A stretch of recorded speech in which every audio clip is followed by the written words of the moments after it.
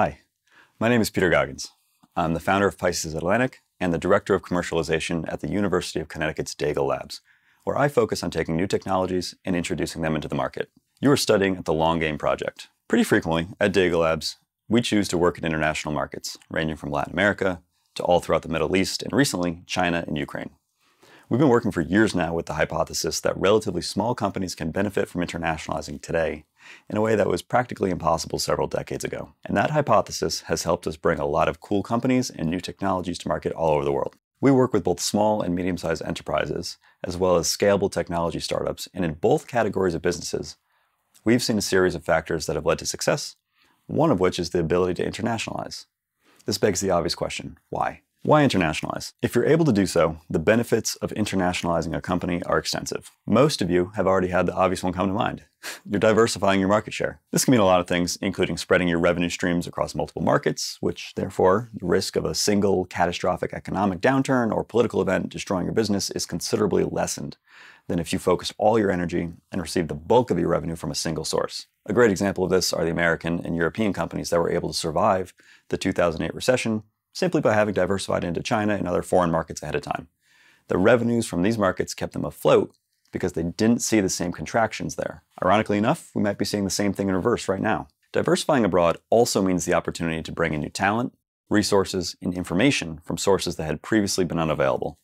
This includes human resources, manufacturing partners, and suppliers that you may not have had access to if you operated strictly in your domestic market. This access to new talent, resources, and information enhances your company's capabilities and strengthens its competitive edge. All of this also ignores the obvious fact that whatever national economy you're part of, the rest of the global economy is much, much larger. And by accessing this, even piecemeal, it's an opportunity to expand your business potential. Keep in mind, both selling abroad and working with supply or manufacturing partners abroad can deliver you many of the same diversification benefits that I've described. The network effect refers to the increasing value that you can offer to your customers as the size and complexity of your business network increases. Take the easiest example of this. As an airline adds more and more destinations to their catalog of flights, that makes that airline a more attractive option for those looking to join a frequent flyer program, and it makes their current customers more likely to stay. Think about it in terms of your own business. If you're a distributor, all of a sudden you're a more powerful partner for the brands you work with. You could take their products abroad. If you offer a platform software product, the obvious benefit to your customers is that they now have a common, standardized platform with users in different countries. As your network grows, the benefits multiply exponentially. Not only does it enhance the attractiveness of your offerings to potential customers, but it also strengthens your relationships with existing ones. Whether you're moving physical products or developing software products, expanding your network across broader geographical boundaries allows you to appeal to customers, individuals or businesses, that are interested in a service provider that can help them wherever they, in turn, are operating. One of the core hypotheses that we operate on at Daigle Labs is that internationalizing as a relatively small, unproven company can offer great benefits to the founders, helping them to find a kiddie pool to practice in before leveraging the success that they find there to enter more competitive markets. We derive this from something called disruption theory, which suggests that small businesses are better at competing for the scraps, small market segments, while they're still small, weak, unproven, and nimble. This traction that they gain in these inconsequential markets gives them the capital, credibility, and experience to start moving upstream towards more profitable, larger markets. This is a strategic move, essentially positioning yourself somewhere where you can be competitive. One of the keys here is finding a market that is underserved, ignored by larger competitors for any number of reasons, particularly for startups in heavily industrialized regions or nations like the US. This is helpful information. Most products there can be delivered by mature companies that are already operating at scale and are therefore really hard to compete with. I got my start working in the aquaculture industry. After about a year of floundering in the big competitive US market, I got my first big break in Jordan, the driest country in the world. They produce barely 500 metric tons of fish per year. They're so small, no one else has even bothered marketing modern products there. My second break was in Peru. The average sales size there was so small, it wasn't worth it for my competitors to send salesmen there. Look for places your competitors are ignoring. More often than not, there will be customers there. Finally, internationalization also offers you the opportunity to exercise your value propositions in a market where they may not be perceived as more valuable than they are at home, for the simple reason that foreign countries are different than your home is. For example, pretend you're one of the many programmers and web developers here in Lviv. You're good at what you do, great even, and can compete with anyone here in Lviv based on quality, timeliness, and price. Great. Compare that to the market in the US, Canada, or the UK. There, you can still deliver a quality product and you can get it done on time, but now, relatively speaking, in these markets, you're a bargain. All of a sudden, you stand out because of cost for the simple fact that price differences in labor exist between those markets. You're far more competitive in the foreign market because you can bid your jobs significantly cheaper than your competitors there can. I choose this example because Ukrainian IT is famous back at home. I'm sure that every one of you knows a web guy making money from abroad. But the point is, pay attention to what customers abroad consider their main priorities, whether it's price, quality, whatever, and try to determine how you're better equipped to compete in that market. Choosing an international market. Internationalizing isn't for everyone. Not everyone of you who listen to this list of benefits that I listed off before and thought, yeah, that sounds like something I would like. But even if you did, choosing to internationalize is the easy part. The hardest part is execution. And that involves choosing which markets you'd like to enter. At Daigle Labs, we put this into practice by asking our founders which markets you can enter. That is, which countries have a market for your service or goods.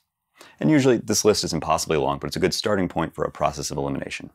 The first step will be obvious. Where do you know people? I can speak to you from experience. It is damn near impossible to work somewhere where you do not know anyone. Even if you speak the language, even if you've been there will always be barriers to foreigners that you may not even be aware of. Chiefly, you don't live there. Your network, your ability to leverage the resources of others in pursuit of your goals is severely restricted because you don't live there. But by having a local partner, you're going to tacitly bring their local network to bat for you and exercise the social capital that you, frankly, lack as someone who isn't part of that ecosystem. Another easy way to eliminate potential markets from the list you made is to go through and cross off the countries where barriers to business exist that are simply insurmountable or not worth trying to get around. Is your product illegal there? Can foreigners own businesses in that country? Are you allowed to freely travel back and forth? Included in this is regulation that may be different from what you're used to in your home country. There are some countries that my company simply can't export products to. Regulation won't allow it. One of the aviation companies that Daigle Labs works with is lucky. They're US-based, and there are a lot of countries that have reciprocity agreements with the American Federal Aviation Administration, making it easier for them to sell their products abroad. If they were based in a country that has less strenuous regulatory body overseeing them, they may not even be able to sell abroad at all, or only to neighboring countries with close economic ties. Also, consider the resources that are available in that country. If you need to hire, is the workforce educated enough? Is there sufficient infrastructure to store and or transport whatever goods you might want to sell? Does that country have a reputation for ease of business, or will you spend years waiting for licenses and permits that never arrive? For those of you who are interested in moving physical products, there's one big, very obvious question. How do you move the products there without losing too much of the value? Generally speaking, rail and container shipping are your best options in terms of price per kilometer, with trucking and air freight much more expensive options. If you're moving anything in large volumes over large distances, you're going to have to familiarize yourself with one or both of those options. Before you actually intend on shipping anything though, I would suggest familiarizing yourself with the destination of the trade that originates from the ports nearest you. You can easily take advantage of the fact that a lot of trade occurs between two given points, due to the fact there will be competitive rates and lots of options to choose from. For example, if you're looking to trade goods between the east coast of the US, where I'm from, and the Middle East, you'll quickly notice a huge disparity between the prices of moving the same volume of material to different countries there, even though the distances involved are essentially the same. It is twice as expensive to ship to Iraq as it is to Jordan, even though Iraq is only 4% further away.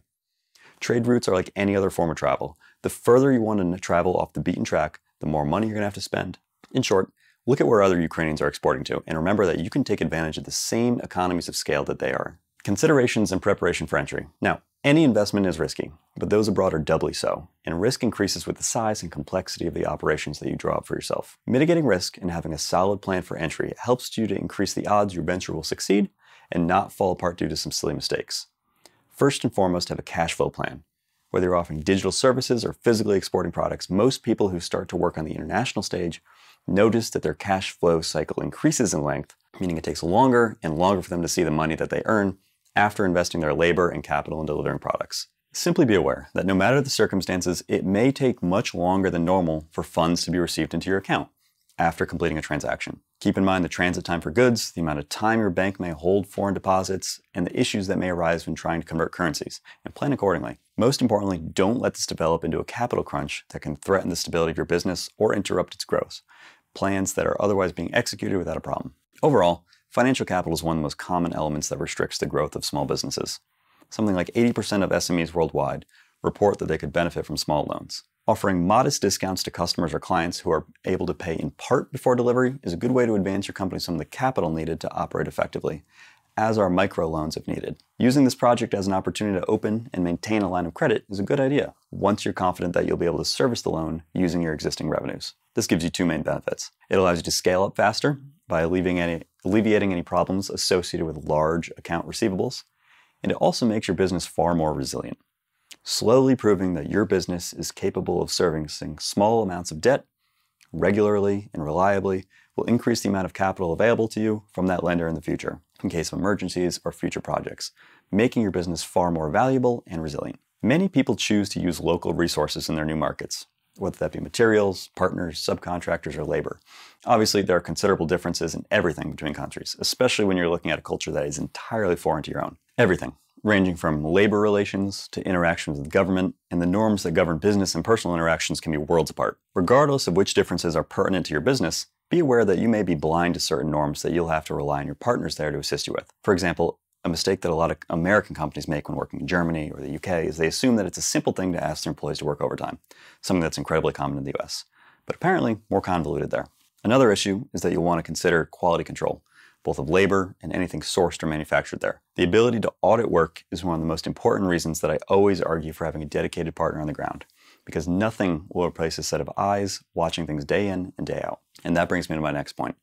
The relationship between yourself and your partners on the ground, both those who are involved in the business and the customers. Dr. Coles and I have, hopefully, stressed to you already how important these relationships are to succeed in international business. Maintaining clear, frequent communication on these projects and goals will help to reduce misunderstandings and total honesty at all times to maintain trust. I'm only half joking when I say that you should treat these people like a romantic partner. Stay attuned to their feelings and needs, and when prompted, act accordingly. Also, as a manager of the projects under your purview, you have to learn to empower your partners and employees, making sure that they can adequately fulfill their roles without having to defer to you for every little question and every little issue. This is a tough skill to master, becoming both an effective manager and an effective partner. And to be honest, one that for me is still an ongoing process. But what I've seen in my own line of work, and in the companies that we work with at Dago Labs, the ability to delegate and adequately make use of the partnerships that you formed is one of the key differentiating factors between those who are able to successfully leverage their social connections into joint successes. Finally, and this one is the simplest, but one of the most frustrating for some people, be obsessive about paperwork, including all the import permits, business records, and customs forms, anything else like that. Foreign and foreign-owned companies are oftentimes the subject of extreme extra scrutiny. But even without that, legal and bureaucratic problems are far more difficult to resolve when you're even a few countries over, let alone a world away. And as an aside, if your line of work requires you to establish a business entity in the US itself, I'd recommend incorporating your business in the state of Delaware, which has a sophisticated legal system specifically for corporate and international business disputes. Additionally, in order not to run into issues with US tax law, which is both strict and complex, I would recommend that you keep impeccable business records and allow a certified accountant to review those materials when it comes time for taxes to be paid. In all countries, not just the US, ensure that any employment or import paperwork is filled out flawlessly, as the agencies responsible for examining these can spell doom for your work with a stroke of a pen. Since this paperwork can be both complicated and involve very long wait times, I would get started months ahead of schedule if possible. Check and double check, and if possible, utilize a professional to ensure that everything is in order before you open a business abroad or attempt to ship products there. In particular, some nations have appointed trade officers to assist their own citizens, and foreign nationals attempting to do business inside their borders. I promise you, as boring as it sounds, going over the paperwork with someone who knows what they're doing is worth the time and any money it may cost you. My final point is to make sure that your earnings are legible, that is accessible to you. Make sure you have a plan on how to adequately profit from your work you conduct abroad, and you can move the money in a currency in a location that you desire. Every nation has different rules and regulations regarding working abroad and taxing and accounting for foreign earnings.